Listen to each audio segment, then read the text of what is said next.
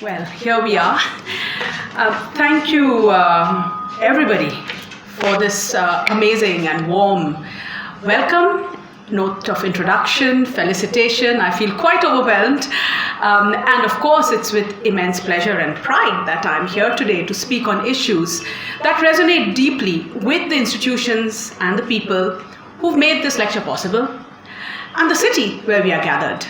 And of course, I thank Dr. Jadunath Bhavan, the Kolkata Partition Museum Trust, and the custodians of the Jadunath Bhavan Museum and Resource Center for this meaningful invitation. I don't have to rehearse how important the topic of partition is for us. So I take that as a starting point for this full house and the work that Rituparna has been doing. Really important work and quite singular in carving out a space for memorializing this epochal event, what came before and what came after. Thank you, Rituparna. Singular in the sense that it is different from, in its own way, from the contours assumed, say, by the Partition Museum in Amritsar and so on. I had thought that I might talk about that today, but instead I somehow got dragged back to issues even closer, perhaps, to one's heart. So my lecture today gives me an opportunity to return to the perpetually provocative issue we shorthand, bracket off, sometimes even wish to erase as the Indian Muslim question. Now, it is an issue that most recently the young British scholar, Amar Sohal, has explored as part of what he calls the Muslim secular of South Asia. It's a very interesting book bearing that title, just published. And this also is something that one of the figures who plays a fairly important role in Sohal's argumentation, the intellectual and nation builder, Professor Ananya Jahanara Kabir, it's an issue that he rendered universal by calling it, in a lecture, the Shivnath Shastri Memorial Lecture he delivered in 1963, this is the issue that he called minorities in a democracy. So if partition reincarnated the Indian Muslim as a newly minoritized subject, a quintessential representative of that figure, as it were, was Humayun Kabir himself. I'm sure his trajectory is very well known to most people in the audience, but I will go over aspects of it in the course of the talk. I just want to start by saying that I want to use his political thought to scrutinize the figure of the Indian Muslim that he exemplifies. Almost, as I said, as a member of its first cohort, But I will do so today via the lens of another figure, which doesn't figure in his political theorizing and philosophy of history so much as his sort of works of his imagination, invested in particular in that novel, Men and Rivers, the only novel he wrote in English. Again, more of that in course of the lecture. But this is the figure of the Mosholman. Intimately related, of course, to the Indian Muslim, but not congruent to it, is the way I would put it. Now, when in Delhi or representing India abroad, as he did several occasions, he would have probably described himself, if he had to, as an Indian Muslim. But when speaking in Bangla, Humayun Kabir would have obviously called himself a Mosholman, which is the word we use. It's our localized form of the Hindustani Urdu term Musalman. But again, it's not congruent to it. It's not affectively congruent. So several scholars, especially there's some recent really interesting essays, picking up on this bizarre echo between Musalman and the Nazi use of Musalman, which is an abject figure then retrieved from the death camps by Primo Levi, by Georg Agamben, retrieved as the example of what Agamben has called the bare life.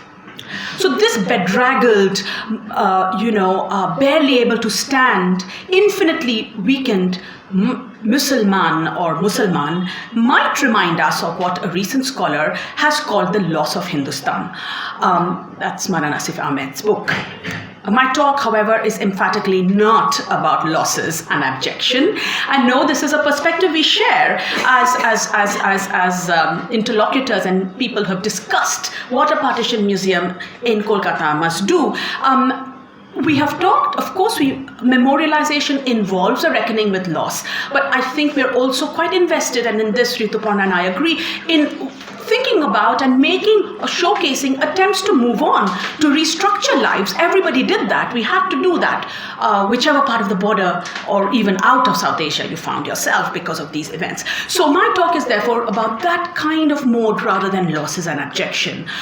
For Humayun Kabir, as for Maulana Azad, his mentor, and whose amanuensis he was, Hindustan, I don't think, was ever, and should not be thought of as lost. And secondly, Hindustan itself remains quite complexly linked with the notions of India, Bengal, Islam, to perpetuate a living, breathing, and pertinent proposition for the post-colonial polity. And this is a perspective I share and I endorse, as this lecture will tease out through, if you like, this gap between Indian Muslim and Mosholman. So to tackle this gap, I will turn to another concept. This one with a Western philosophical genealogy, but which has, I believe, Indic connections, or we can make it assume Indic connections through an Abrahamic trajectory it is braided with. And this concept is the Pharmakon. Hence my talk, Mosholman, Partition's Pharmakon. So many of you here obviously share my disciplinary affiliation of the study of literature and literary criticism, and for us we know that in literary critical theory, Pharmakon has basically come to mean three things: poison, remedy, and scapegoat. So the paradoxical duality of the poison that is also a cure inheres in the Greek word pharmakon itself. And of course, there is a connection with pharmacy here. That's kind of obvious. So the poison, which is the cure, is already there in the Greek word pharmakon, while the signification of scapegoat that also carries a dualistic import, which I will reveal shortly, this is from the closely related Greek term pharmakos. So we have pharmakon and pharmakos. Poison, remedy, and scapegoat. So these three senses and two words were kind of knowingly folded into each other by Jacques Derrida in his essay, famous essay, which in English is translated as Plato's Pharmacy, from his very important work, Dissemination. Now, Derrida's interpretation of Pharmakon is tied to the problematic, which is evident, of course, in the title of the essay, Plato's Pharmacy. So his interpretation of Pharmakon as he advances in this essay is tied to the problematic relationship, epistemological relationship between writing and orality, basically speaking, this constant tussle between what is better, writing or the oral word, and of course, those of the very simplified account of Derrida's preoccupations, but this is an important part of his thought. And as the title of his essay suggests, it is through Plato that Derrida roots this interpretation, specifically the dialogic work by Plato entitled The Phaedrus. By the way, for those who haven't read the Phaedrus, it is really a very excellent text, and I recommend it to everybody. So one of the preoccupations of Phaedrus is writing versus rhetoric. They are double-edged technologies which are capable of both perpetuating and impoverishing culture and memory. And the dialogue between Phaedrus and Socrates that Plato captures in the Phaedrus is really about which is the more double-edged of the two, is it writing or is it rhetoric? You see here the same paradox of writing itself being both poison and cure. As Derrida says, he who has the techne of writing at his disposal will come to rely on it. And that's the problem. If you come to rely on the techne, then maybe you don't use other parts of your cognitive mechanisms. To relate pharmakon in this double-edged term to pharmakos, however, Derrida draws on the Old Testament figure of the scapegoat contained in the book of Leviticus. Since both Platonic and Abrahamic accounts have some thematic resonances with the materials I explore in this lecture, I'll just go over them briefly, just so that everybody's on the same page, as it were. So in Phaedrus, Socrates and Phaedrus run into each other by chance outside the walls of Athens. Here, and they fall into step together. Oh, where did you come from? Socrates asked Phaedrus. Oh, I came from here. So they start chatting, and this is the dialogue that Plato reproduces. There are no comments, textual comments by Plato. It's just dialogue. So Socrates and Phaedrus, as they're walking outside the in a kind of no man's land outside the city walls of Athens, they discuss a fiery speech on love that was delivered by the famous kind of ghostwriter Lysias that Phaedrus has just heard. So Phaedrus has come from this kind of social event where he's heard Lysias deliver a very persuasive speech on love. And this leads Phaedrus and Socrates to discuss, well, Lysias is a ghostwriter. Does he really believe what he writes? He writes the speeches of others. Can we be taken in by his rhetoric? But then Socrates says, Phaedrus, I think Phaedrus says it was such an amazing talk that I remember every word of it. And Socrates is like, I actually challenge you to start reciting it. And Phaedrus starts and he says, I think you've got a roll concealed under your cloak, and that's actually a roll containing the text of this talk. So there's a lot of kind of game playing, and all this chit-chat is taking place in a very non-urban setting, which is quite important. Both speakers repeatedly refer to the pleasant sensations produced by the grass on which they recline, making it a pillow for their heads while they're having their adda. And they're also feeling the grass tickle their toes and the soles because they're walking barefoot. This is a very amazing thing because in this highly civilized situation of Athens, they have found themselves without sandals. This is a big thing in Phaedrus. So this also enables them to dangle their feet in a rippling brook, a river actually. So there's a lot of discussions of the sensations of the body, which is important for this talk. So this is not just an aimless detour through Phaedrus. I would like you to keep these emphases in mind as we will turn to other texts more closer to our historical moment. But in a sense, this is an interesting text because it's the only text in which Socrates is shown by Plato to wander outside the city walls, doing all these things without sandals and so on. There's somebody at the door who I think wants to come in. Phaedrus actually shares this extramural context with the rather strange ritual of the scapegoat, the second source for Derrida's kind of thinking about Pharmakon. So this ritual of the scapegoat as described in the Old Testament Leviticus. The Israelites sacrifice 2 goats in expiation and atonement. These are rituals of atonement. And there are 2 goats that have to be sacrificed. Lots are drawn. So there's a kind of lottery to decide which goat will be beheaded in the city and which one will become a scapegoat cast out beyond the city walls to wander in the wilderness. The Hebrew term for this pharmakos, this is what the Greek calls pharmakos. The Hebrew term is azazel. Of course, this is a very contested, anyway, we won't go into bylanes of exegesis, but there is some discussion over what azazel refers to, but in certain interpretations, the name of the scapegoat in Hebrew, or the word to describe scapegoat in Hebrew, is azazel. In some apocryphal traditions, such as the Book of Enoch, which is a very wild text, in many ways, Azazel is a fallen angel. It is also the angel who brings technology and the metallurgical arts to humans. So Azazel is kind of a teacher of techne. Another resonant term in Leviticus is the Hebrew word for wilderness, gezerah, from the root to cut off. And this is actually the same root as the Arabic jazira, which means island, which is also cut off. And these are all issues that I will hope to return to at the end of the talk to kind of give a frame for what we want to get into now. So, from all these fragments that I've introduced to you, I really want to propose a different way of thinking about Indian Muslimness, something that really goes back to certain esoteric traditions of interpretation, ecstatic traditions of interpretation, thinking about eschatological possibilities. And I'm going to kind of really throw these open to all of us today. Let's see where they go. These are very new movements in my thinking.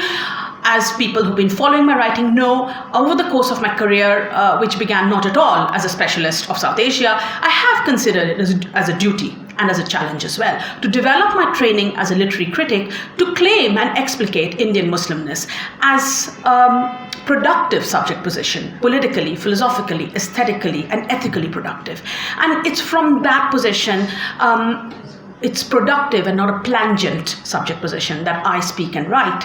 And this conviction, you can see in my monographs. Rituparna, you have introduced my work very beautifully, but I've also been able to really drill into some aspects of what I think the Indian Muslim position is in certain articles. And most recently, I have kind of clarified and updated this complicated productivity.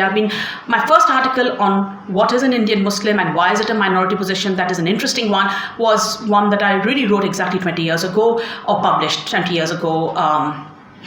It was on Salman Rushdie, Subjectivity's Memories Loss, on Pigskin Bags, Silver Spittoons and the Partition of India. So from there, I wrote some articles on Dilse, on M.F. Hussain. There have been a lot of different specific issues that I have focused on to try and bring clarity even to my own understanding of what is the subjectivity, which of course I share. So most recently I have written an article which some of you may have read. It's open access, Grooving On at 75, the Indian Muslims' ecstatic return. And this is where this idea of ecstatic possibilities have come to the fore. And in this article I have examined two key cultural events of the 75th year of Indian independence, which is also of course the 75th year after partition, the release of Shah Rukh Khan's Pathan and the publication of Salman Rushdie's Victory City.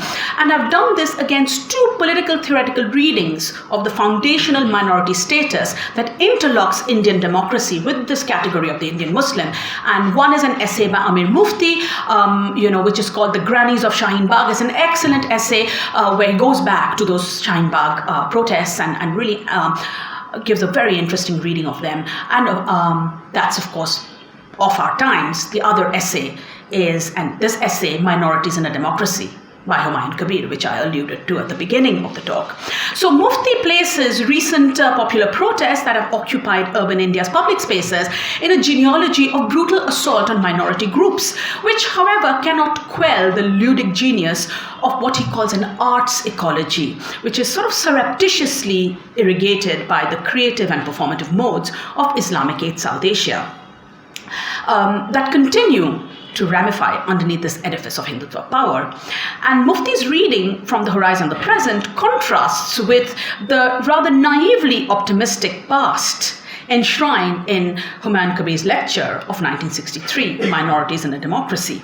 And using these articles kind of in an interlocked way, as I said, I commenced my article Grooving On at 75 with the following statement. So I take the liberty of quoting myself.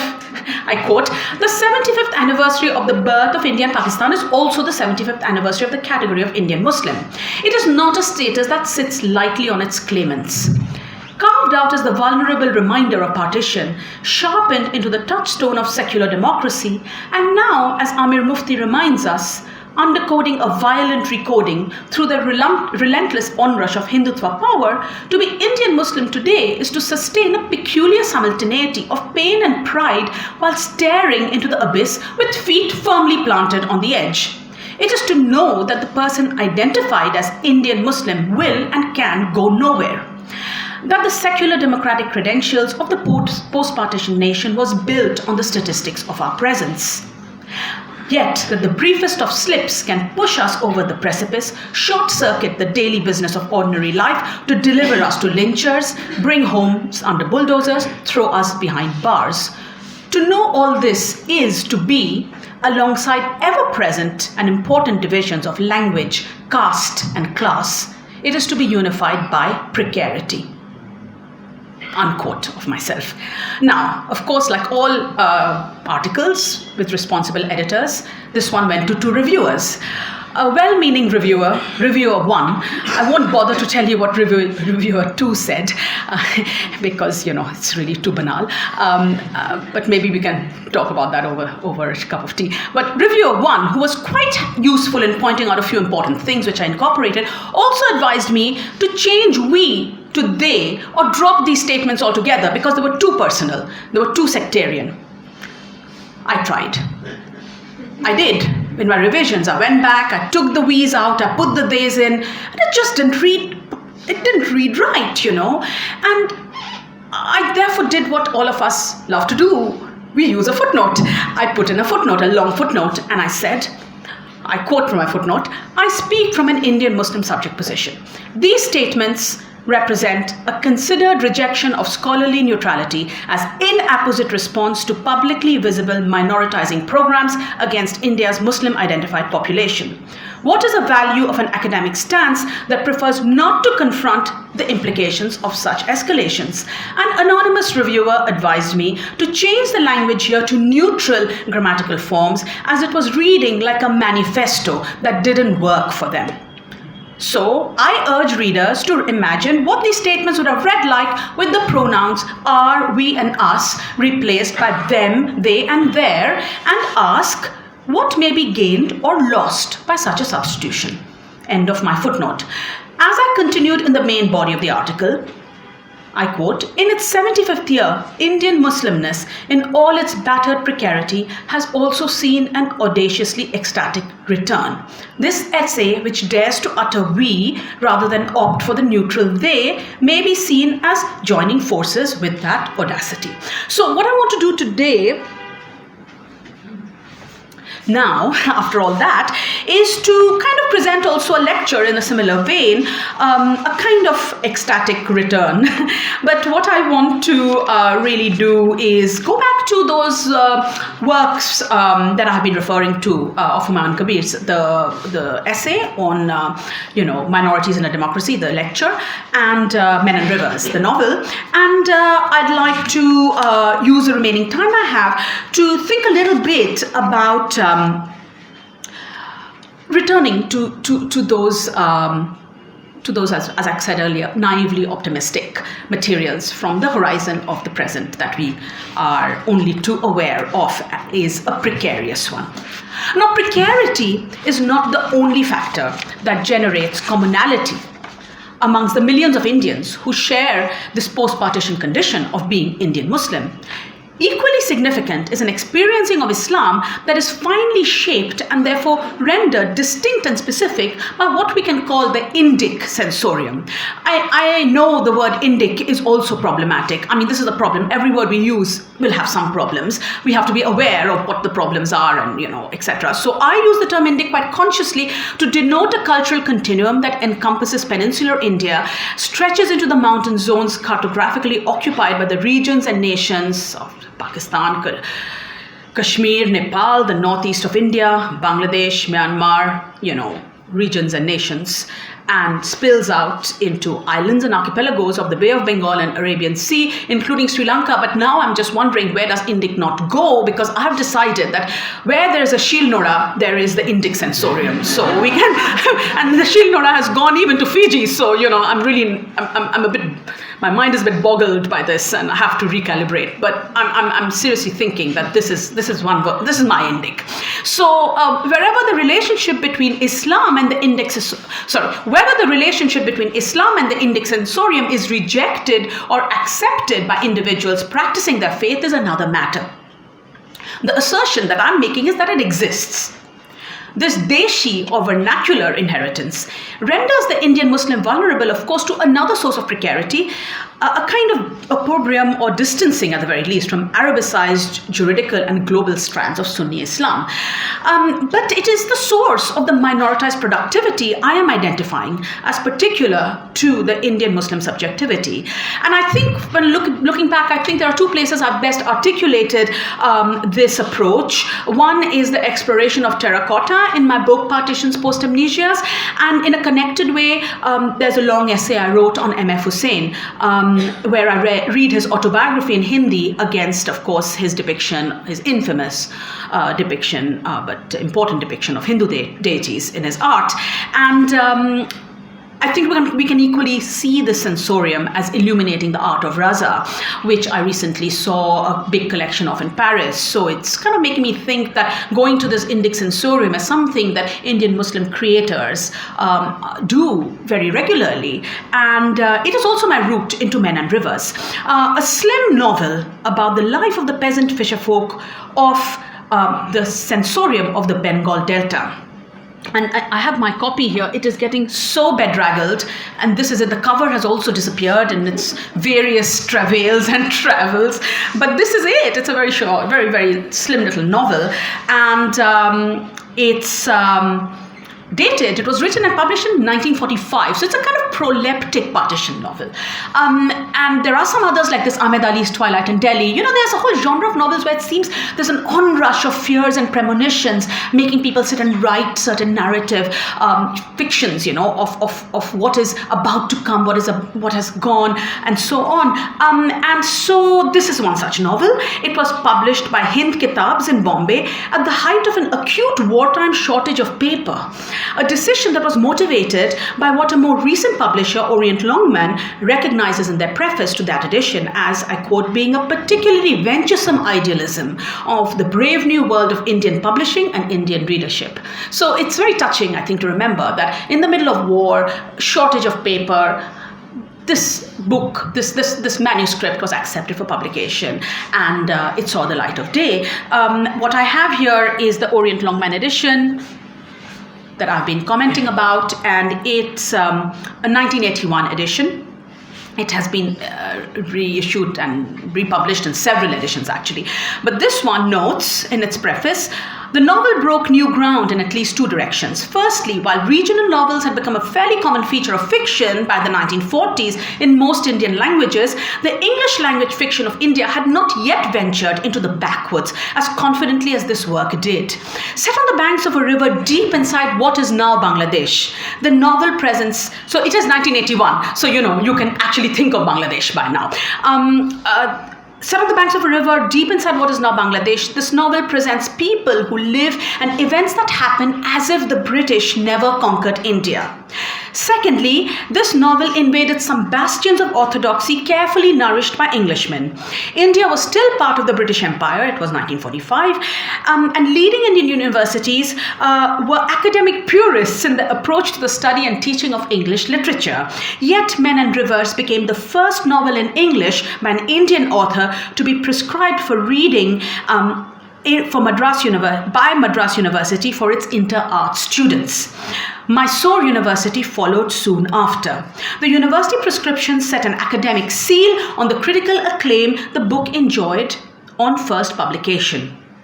A new generation of university students, and I find this sentiment particularly touching, were also enabled to study a text totally native to their terms of reference and discover to their joyous surprise in the English classroom that the rivers of East Bengal were nearer to them in spirit as well as reality than the Thames or the Mississippi, unquote.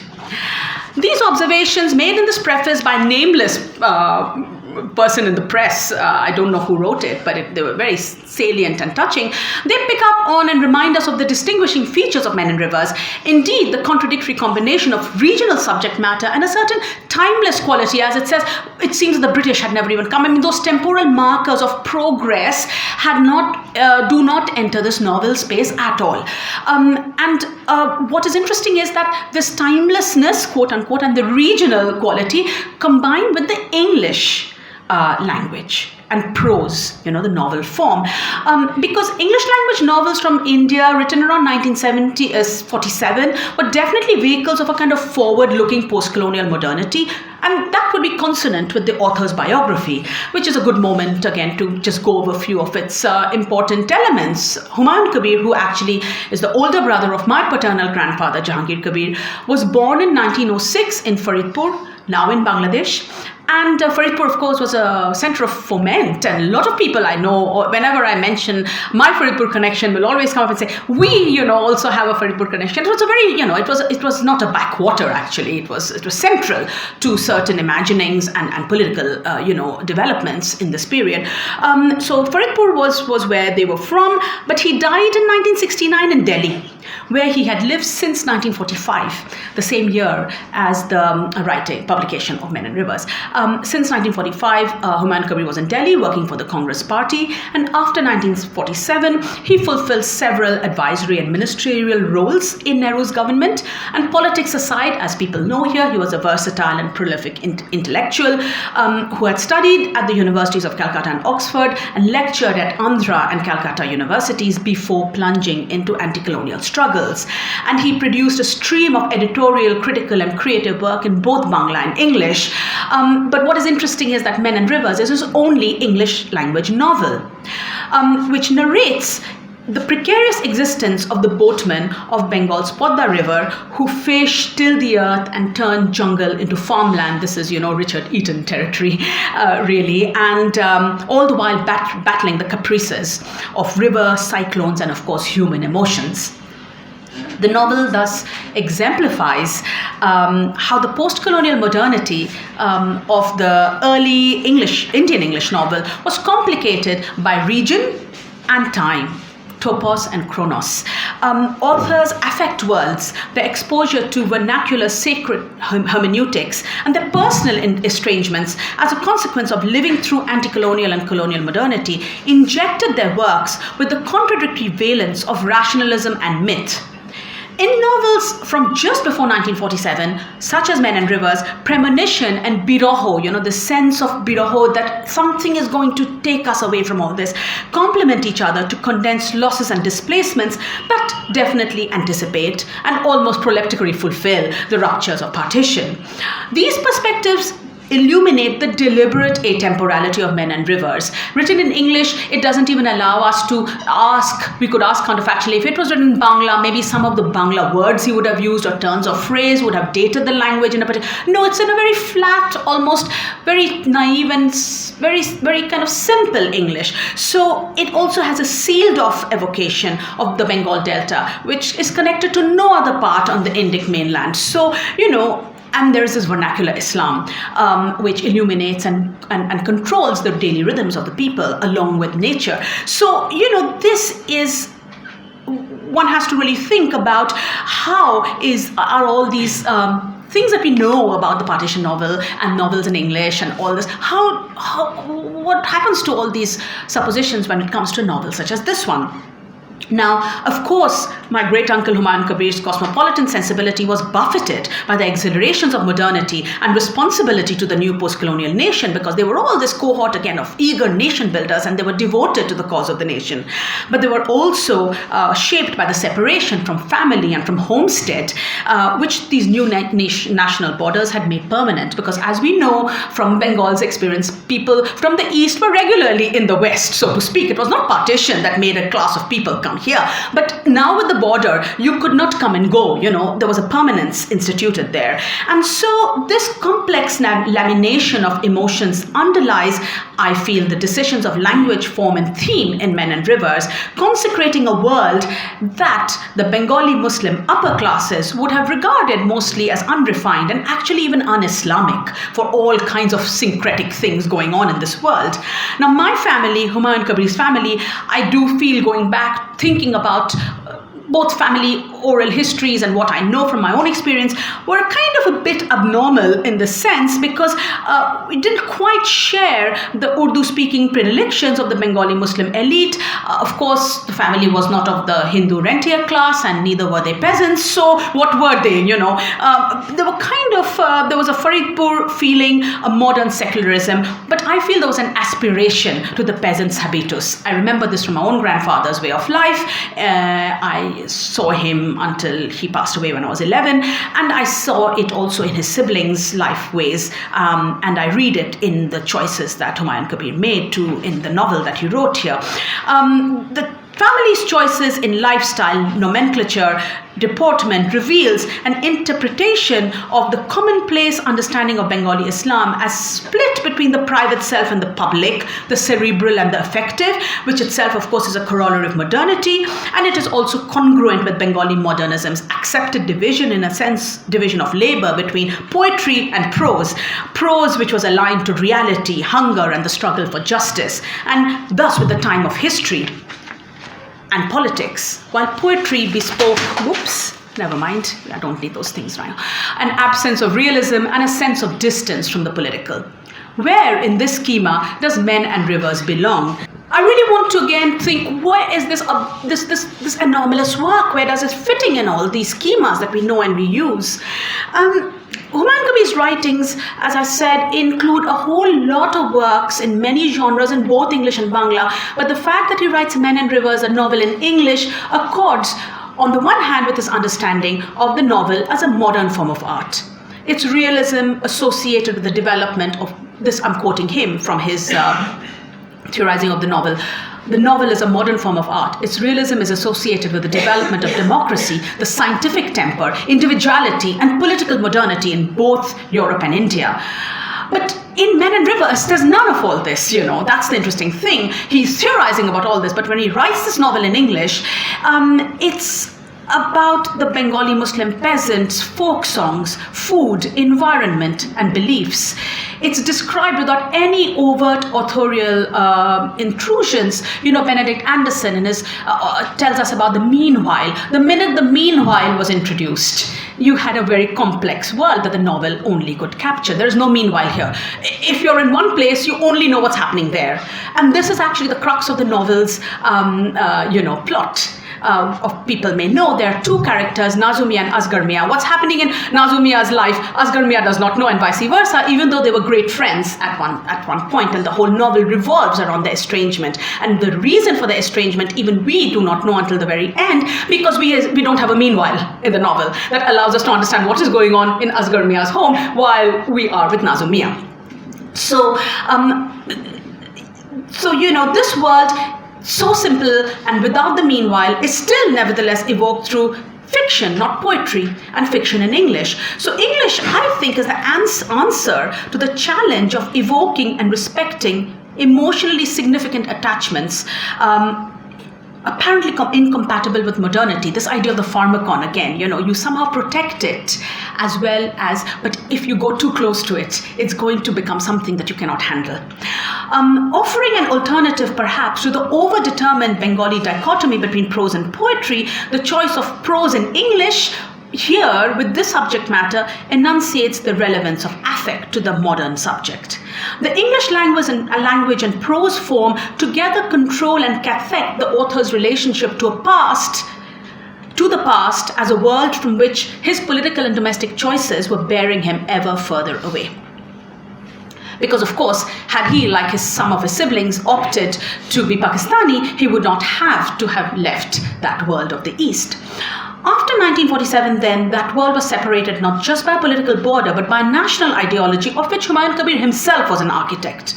In his book, The Muslim Secular, which I mentioned at the beginning of the talk, Amar Sohal examines this worldview in the context of recentering Indian nationalism through three figures: Kabir's mentor, Maulana Azad, Khan Abdul Ghaffar Khan, and Sheikh Abdullah. As I said, it's an interesting book. I recommend it to people. And what Sohal says is that their respective political philosophies are braided into what he identifies as the Muslim secular. This is an interactive nationalism, Sohal says, that does not flinch from the Indian Muslims' minoritized status, but works productively outwards from it. And while amplifying the Maulana's contribution towards the Muslim secular, Sohal turns to Kabir's philosophy of Indic history as elaborated in the volume of essays called The Indian Heritage, first published in 1946, and therefore sharing this premonitory time frame of Men and Rivers. Sohal's sensitive reading of this work sits within his larger quest to move away from binaries such as majority and minority, nationalism and separatism, secular and religious, and so on, which, according to him, Sohal have, I quote, concealed other ways of thinking about the problem of identitarian pluralism in a democracy. The religious minority, from its obviously disadvantaged subject position, imagines here its own liberation through belonging to an inclusive supra-majority in which it coexists with the religious majority. So this is Amar Sohal's reading of people like Maulana Azad and Humayun Kabir, that they are not thinking of themselves hemmed in because they're a minority. Rather, they're imagining this brave new world in which they're part of a supra-majority. They are interlocked productively with the majority. This is why Sohal calls it an interlocked nationalism. Yet curiously, Amar Sohail omits looking at Kabir's political philosophy as expressed in his lecture Minorities in a Democracy, which concords completely with Sohail's view, I quote, that the minor allows us to think of the major not just as an antagonistic entity that is set against it, but as one to which it can indeed belong and which it can uniquely complete without foregoing its distinct individuality. And so it is to this lecture that I now turn. Every minority is a precious element in the totality of life in the community, and every minority has a role to play in national life. This is what Humayun Kabir says in this lecture.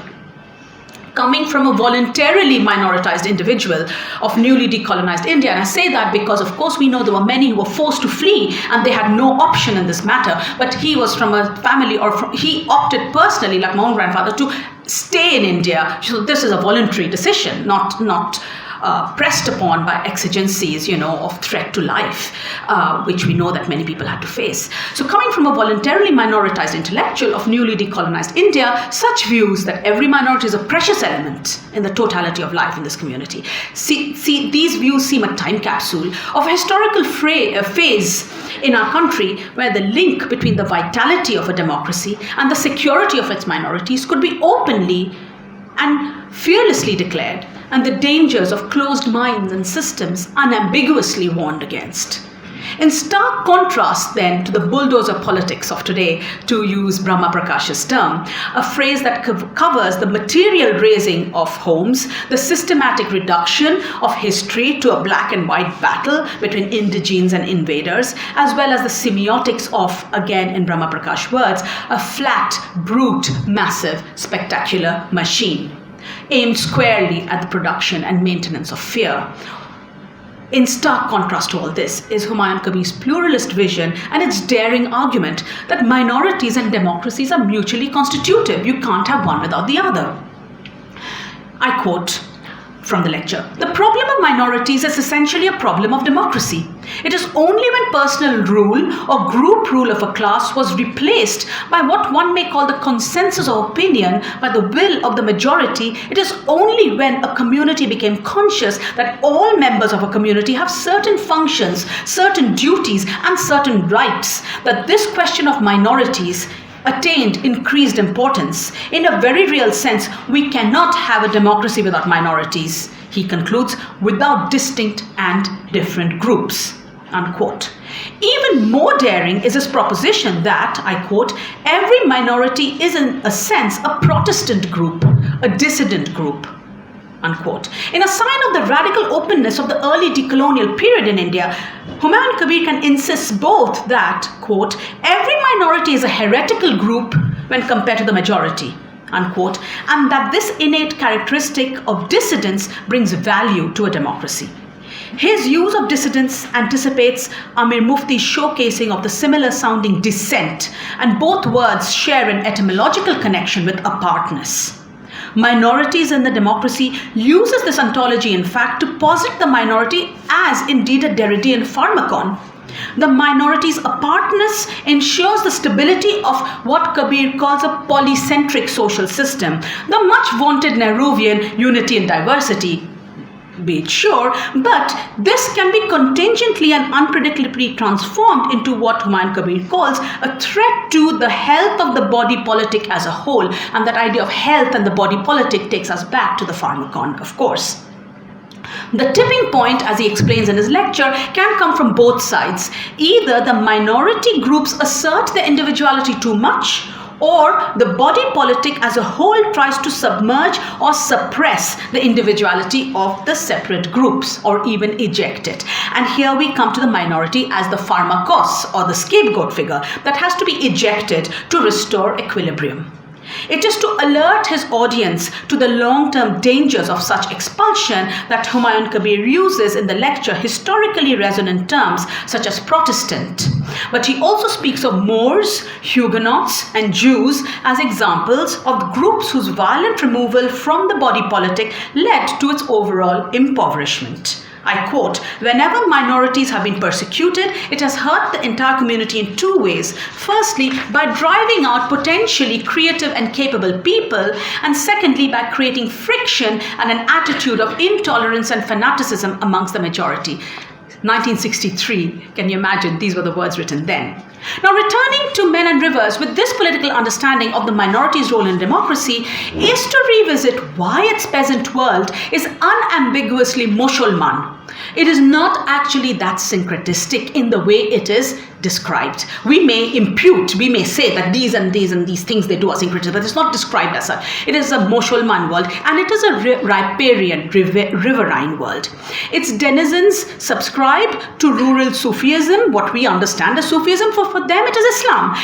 Through faqirs, through dervishes, they invoke the local saint, Pir Badar, whenever their boats are in danger. The rhythms of daily prayers and annual Muslim festivities as much as the Hat Bajar and the paddy cultivation. All of this dictates their lives.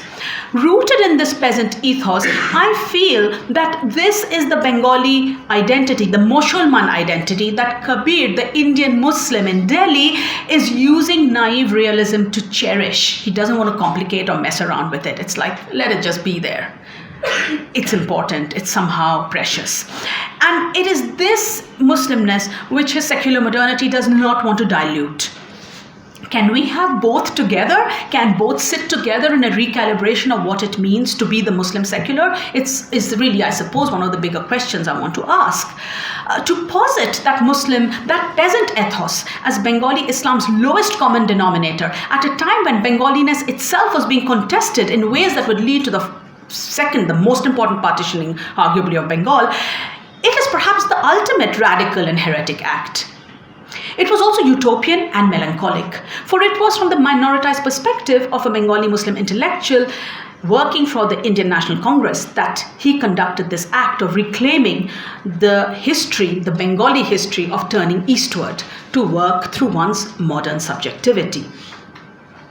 Now, bounded in the south by the Bay of Bengal and by the impenetrable mangrove forests of the Sundarbans, and in the north and northeast by the foothills of the Himalayas, Bengal, in Joya Chatterjee's words, is crisscrossed by rivers, a low-lying patchwork of new mud, old mud, and marsh, gradually sloping eastwards into the sea.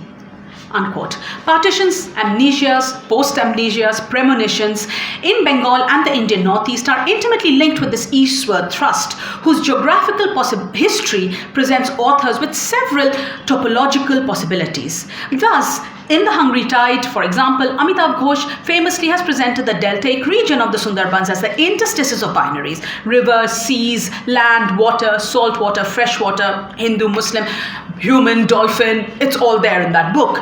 But Humayun Kabir's imagination is not dominated by the swirl that brings together binaries. Rather, it's dictated by the flow of the mighty Podda. Men and Rivers begins memorably with a description of this flow. Podda, currently placid, but with a hint of menace, its waters hurried forward, swiftly, smoothly, almost soundlessly. Now, the commonplace nature of the phrase narrative flow indicates how easily the movement of a story is approximated to that of a river. The deep cultural valence of rivers in Indic civilization further encourages this convergence. But as Kuratullah and Haider has shown in her River of Fire, it is entirely possible to write about the Indic world in terms of a river without ever moving to the sea. That novel, wonderful novel that it is, engages with water as a space of sedimentation, accrual and recurrence, but it is land where history, culture and memory are formed. Both the nation and that which is left behind for the nation are rooted, grounded and terra-centric. Even the treacherous fragrance of jasmine and magnolia, which arises from a flowering plant in that novel, draws from the soil. Hence, I find it suggestive that Humayun Kabir follows the Podda downstream to face ultimately the sea. It is precisely on this note that Men and Rivers ends. I quote, Malik sat by his mother's grave alone and in silence. And spoiler for those who haven't read the novel, he doesn't know. He only learned very late that this is his mother.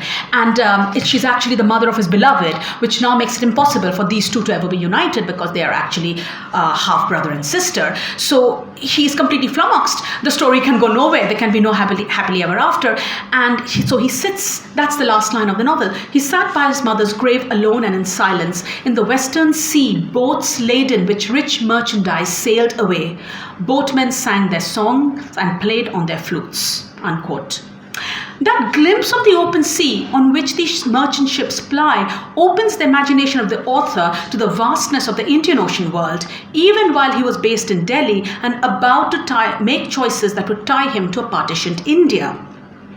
A further hint of these maritime histories that define relations between that world and peninsular India appears in the word Harmad on the facing page of the novel, which is the glossary. So the novel ends on this line with Malik sitting, and the next page is the glossary. And in that glossary, there are a few words which have been translated from Bangla into English for all these readers in Mysore and Madras and all the rest. And one of the words is Harmad.